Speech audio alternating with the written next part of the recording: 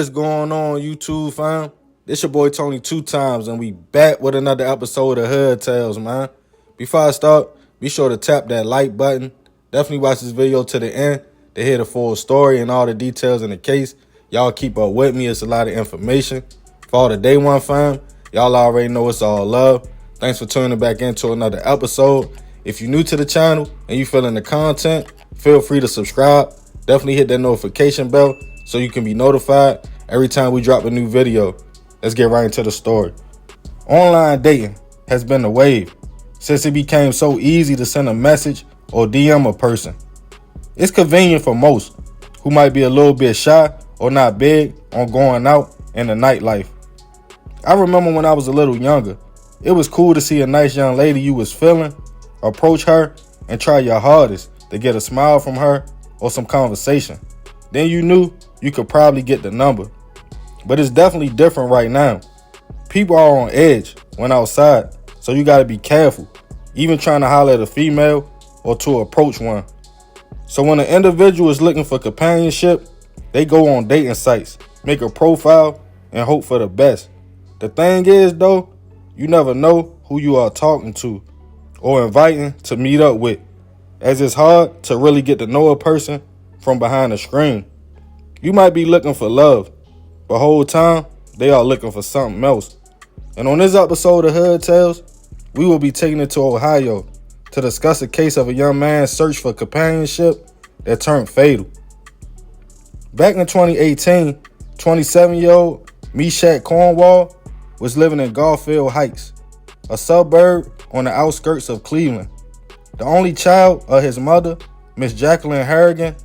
The mother and son were originally from St. Croix, the Virgin Islands, but Jacqueline eventually relocated to the States, where she went to school and became a nurse. The part of town they lived in was nice and quiet. Meshack had a room in the basement, pretty much stayed to himself as far as his social life went. He went to work every day at his job by the airport at a rent-a-car company. The young man and his mother were super close, but Miss Jacqueline did a lot of traveling, leaving Meshack at their home. In November 2018, he decided to set up a dating profile on POF, or Plenty of Fish, and eventually connected with a young lady named Shakira Graham. The two talked online for a minute to try to get to know each other better before they decided to meet up in person at Meshack's house. That day was Thursday, December 13th. Miss Jacqueline left that following morning to go out of town with her sister.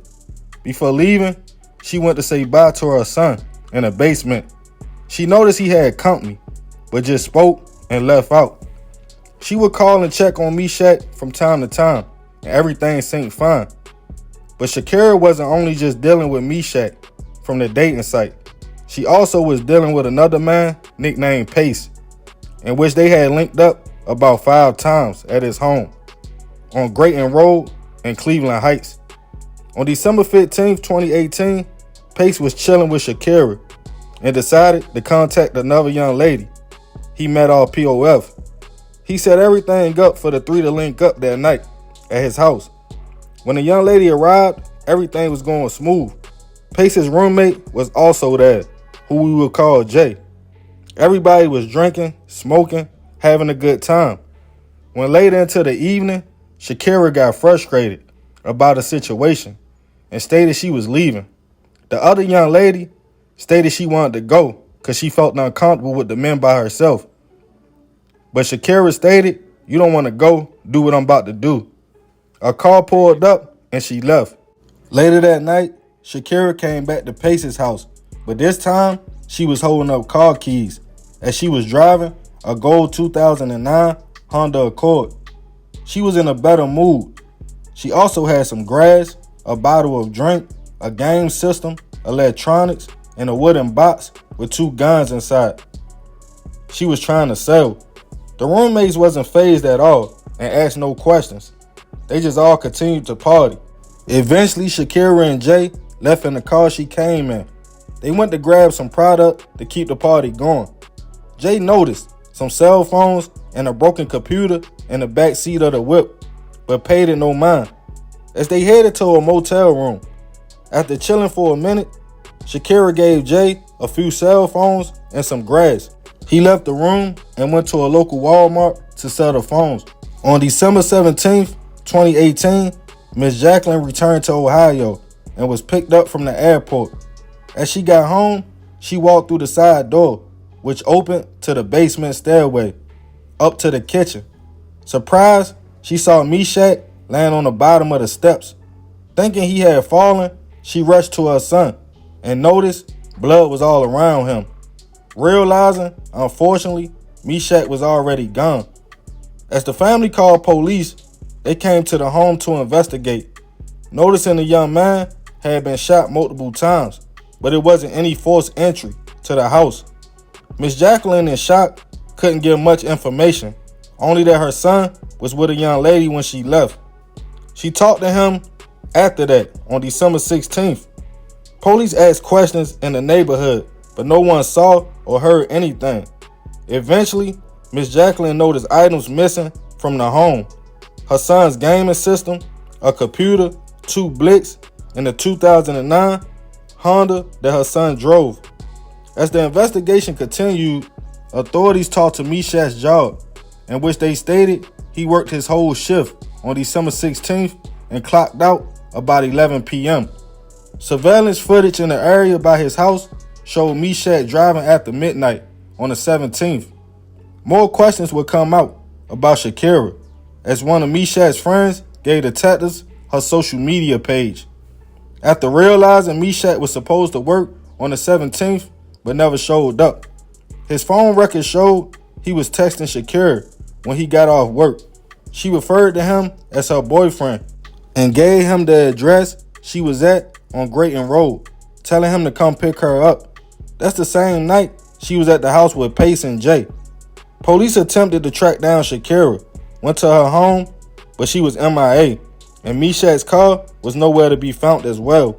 The next day, detectives spoke to Shakira and told her the situation with Meshack, in which she stated she knew the young man, stayed the night at his home, but haven't seen him since that day. She also stated he wasn't her boyfriend, but a man named Jeremy was. Police got a warrant for the young lady's phone records. It showed her and Meshack text from 11:07 p.m. to 11:43. After that, Shakira called Pace and texted Jeremy that same day. The missing car was found on Willowhurst Road in Cleveland, as police went to the vehicle and noticed surveillance in the area. It showed a man parked the car around 10:30 p.m. on December 17th, then walked to the Cleveland motel. Police then went to the motel to ask questions. They showed detective surveillance footage with Shakira and Jay checking into a room. Police also found Meshack's credit cards that same day, thrown out on the street in Cleveland Heights. They found Jay and showed him the footage from the motel and him selling cell phones at Walmart that was stolen from Meshack's house. He quickly informed them Shakira gave him the phones, let him drive the car, and about the night, she showed back up to him and Pace's house waving car keys with drinks and items in her hand. He stated he never asked any questions and just thought she was using the dude's car, who also gave her some money. Putting the pieces together, detectives alleged Meshack picked up Shakira from Pace's house, drove her to his home, where she eventually robbed and shot the young man, taking items in the car before heading back to Pace's house like nothing ever happened. A few months later, in March 2019, Shakira was indicted on one count of aggravated hit, robbery, theft, and assault. Jay was hit with receiving stolen property. Shakira pleaded not guilty to all charges. As the case made the trial, the state called Pace, Jay, and other people to testify. Miss Jacqueline was also there and spoke out, stating she left home and everything was fine. Came home and her life was shattered after finding her son at the bottom of the steps, stating she never had any trouble from her son. They were very close. He loved to laugh, go to work, play video games, and stayed to himself. Shakira would listen with a blank face before the state presented all the evidence. Eventually, Shakira was found guilty on all charges and was sentenced to life in prison with the eligibility of parole in 25 years. After losing her only son, Miss Jacqueline relocated to Columbus, Ohio in 2019, got married in 2021, but unfortunately, on January 16th, 2022, at just 55 years old, she would pass away as well. Rest in peace to Meshack and Miss Jacqueline. I send my deepest prayers and condolences to their family. Meshack seemed like the prime example of a young man, working, staying out of trouble, and to himself. He did nothing wrong but look for companionship. It's sad when you can lose your life for just trying to find someone to kick it with. As for Shakira, it seems she liked to party and hang with different men or POF. But in certain environments, having more can equal trouble. It seemed like most dudes she hung with didn't have much or show much. But Meshack and his mother had a nice home, cars, and nice things, causing Shakira to look at him as a come-up and literally throw her whole life away for some cell phones, an Xbox, computer, $200 worth of grass, drink, and to joyride in that man's car for a couple days. It's sad when the value of life is made that cheap. Bro probably would have gave her some bread if she would have asked, but instead, she shattered her whole family and has to sit and reflect on that for a minute. So remember, we got to succeed, not to fail, so we won't be just another hood tale. Yeah, man, crazy story. Rest in peace to Meshack. Rest in peace to his mother, Miss Jacqueline. Crazy situation. I don't know what shorty was thinking about. She ain't get nothing out the situation for real but a few dollars, some grass, some drinks. Basically a party and a good time.